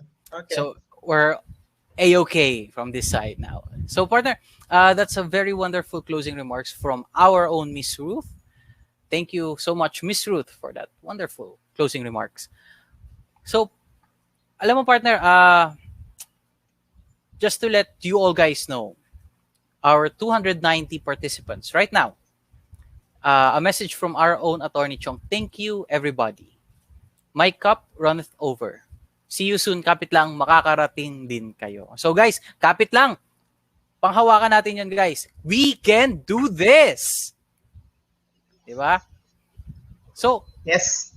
Before we, again, partner, everything has to come to a close. And sadly, our wonderful program also has to come to a close. Pero bago yon, guys, let's hear some shoutouts from our chat box. So partner, may nakikita Hanggang ba? chatbox lang muna tayo. Oo nga guys, sayang. Okay, so wrapping up, I would like to give a shout out to Ferdy Villanueva and Moy Cabanos, my good friends, Daymar Magalang and then Enzo Mandokdok. And for everyone who's here, thank you very much. I Yes. hope you've learned a lot from Attorney Chong. Yes, also from Mr. Lance Gamboa. Yun, kakasabi niya, very inspiring. Thank you so much. So Lance Gamboa, I hope you're staying safe. To Miss Jonaline Gomez, thank you so much, attorney. From Miss Jonaline Gomez and from Dosia Reyes as well. Thank you so much, sir. Alam mo, partner, it's not only Sir's Cup which overflows. It's also our fellow law students. They're also experiencing this this wonderful presentation, this wonderful speech seminar that Sir gave to us. Na we're experiencing so many things right now, and we're looking for kahit a small light at the end of the tunnel. And here comes Attorney Chong, kaya nyo yan, giving his inspirational speech, telling us that we can do it na kahit madapa ka, the next day, tumayo ka, and you're going to hit that 95. Guys, ha? Kaya natin yung 95 na yan. Laban lang! And to our graduating batch, to our fourth years, and all the graduating students, kapit lang. The bar may be there, but guys, you have your friends, you have your families.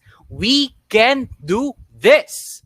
Let's conquer the 2021 bar examinations. So for San Good luck. let's roar out. We can beat that bar exam. So partner, tapos na ang closing remarks. Ano pang susunod? Teka lang, partner, meron kasing humabol. Shout out po kay Opa Dibaw. Last na yun. Ayun, partner. So, meron pa ba? May hahabol pa ba? May gusto pa ba? May hahabol pa ba? Last na. 5, 4, 3, 2, 1. Partner, close na ang ating chat box.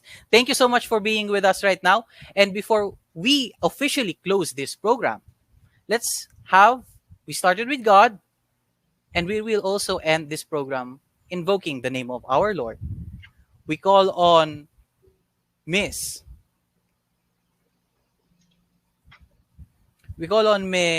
Sino yan? Drum roll, partner. Who is this? We call on Miss Ray Dayan Sidayao for our closing prayer. Ayun naman. Okay. Let us put ourselves in the holy presence of God. In the name of the Father, and of the Son, and of the Holy Spirit. Amen. Gracious Father, thank you for making this day successful. We want to thank you for being with us throughout this webinar. Your presence has been in this place from start to the end, and we want to say thank you. As we depart, Lord, we ask you to be with us. May your angels go before us and clear the way so that we can stay safe and healthy. Thank you for enabling us to be productive during this webinar. Lord, let what we discussed here bear fruit in our lives and in the lives of other people. May we put into practice what we have discussed and learned. Help us to make a difference in this world for the glory of your name. Be our guide in everything that we do and lead us to the rock that is higher than us. Help us to abide in your word and let it guide us in all that we do. May all glory and honor come back to you in everything that we do. All these we pray to you. Amen. In the name of the Father, and of the Son, and of the Holy Spirit. Amen.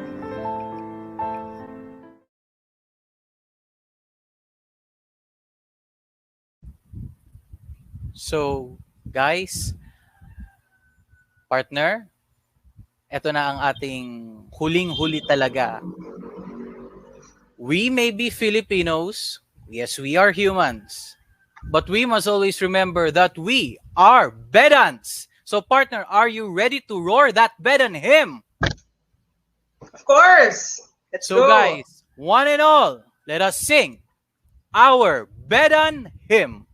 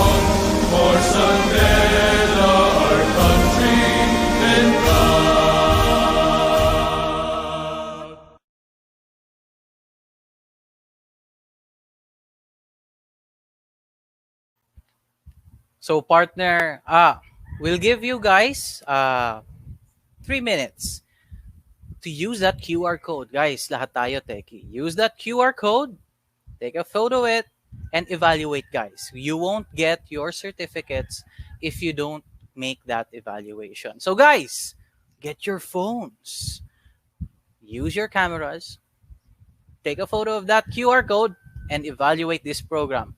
So, partner, before we totally end this, kasi kanina pa ako nag-e-end, before we totally end this, ano ang pinaka-memorable na phrase or quote na sinabi sa iyo ni Attorney Chong? Or what's the most striking na inspirational message from Attorney Chong's seminar with us today? Well, sa akin, Nico, yung nag-resonate talaga sa akin is yung realization that the profession is very dangerous, especially during these times. And that there's also always a risk of losing yourself. But Attorney Chong, with law, it wasn't a chore for him. It was difficult, but he loved it.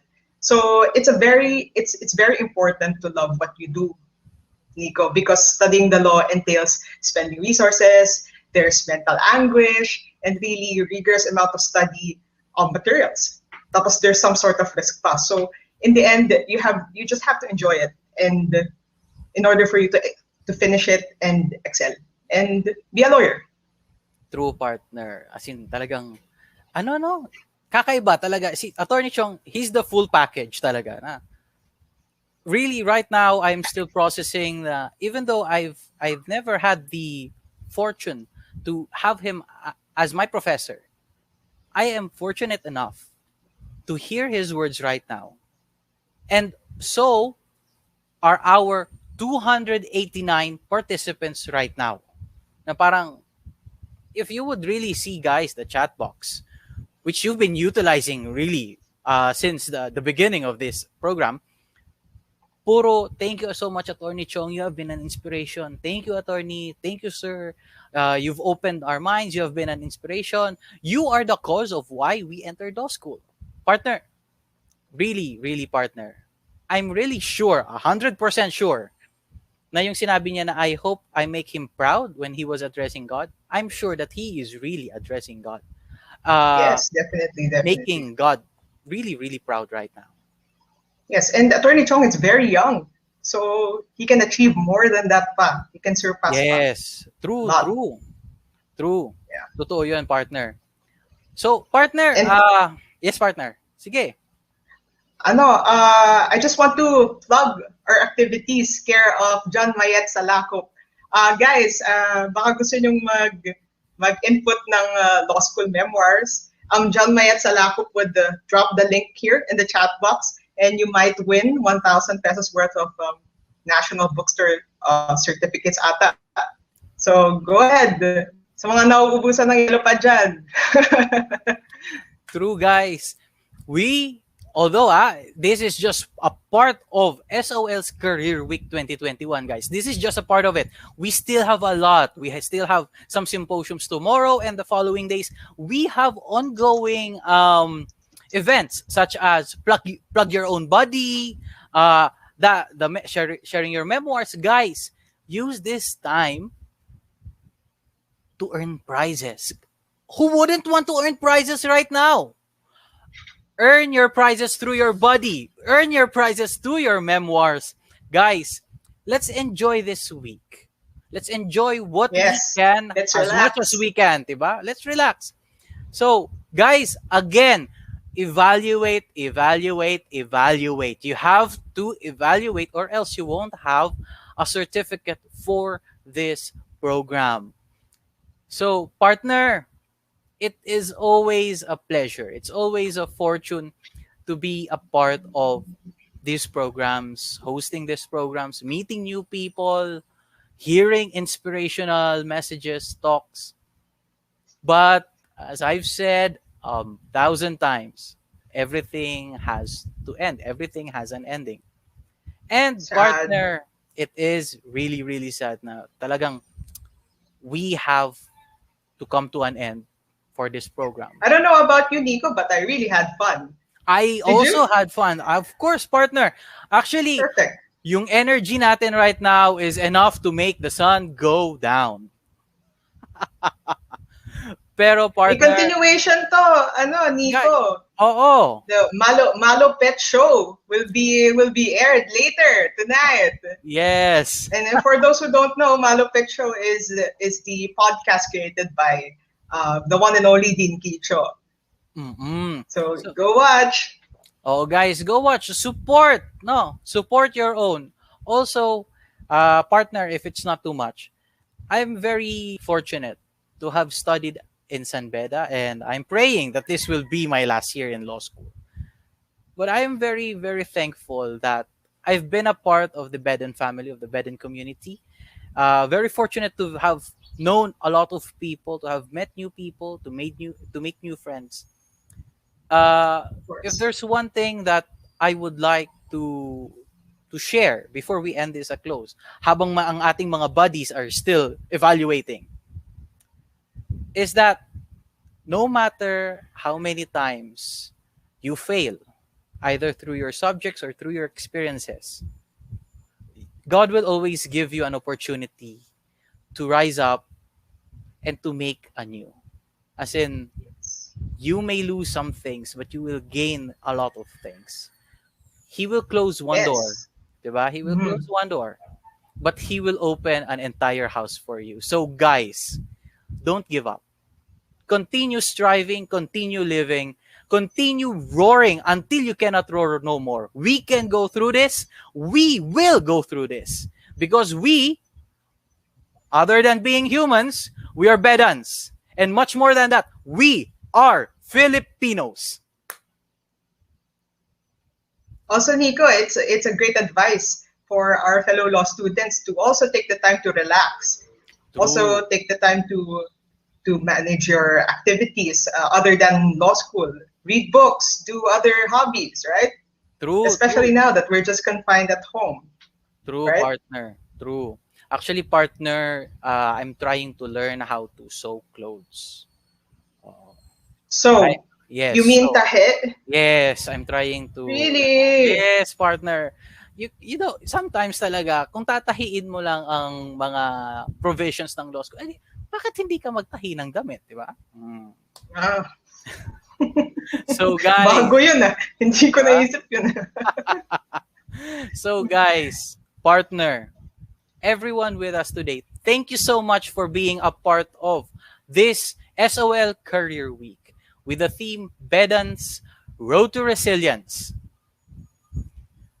Bedan's Road to Resilience, molding career-powered individuals. So partner, guys, thank you so much.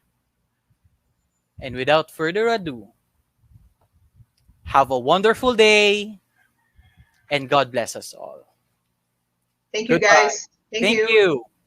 And this has been your host, Nico Dedicatoria, and Maggie Aribon, signing off. and we'll see you again.